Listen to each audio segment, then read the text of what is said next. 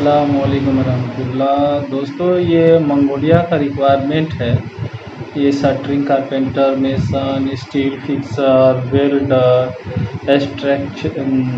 Construction labour, civil foreman जो Gulf experience होना चाहिए, प्लम्बर, इलेक्ट्रिशियन, सिविल इंजीनियर जो गल्फ एक्सपीरियंस वाले चाहिए। और इस तरह से आपको एक ऑयल गैस से रिलेटेड एक्सपीरियंस चाहिए, मैकेनिकल इंजीनियर का, और एक मैकेनिकल सुपरवाइज़र भी चाहिए जिनको ऑयल एंड गैस से एक्सपीरियंस हो। ठीक है, ये सीवी सिलेक्शन है, बट दिल्ली में आपको गैदर होना होगा एक इंटरव्यू के लिए। तो चैनल को सब्सक्राइब भी करें और डॉक्यूमेंट्स भेज दें।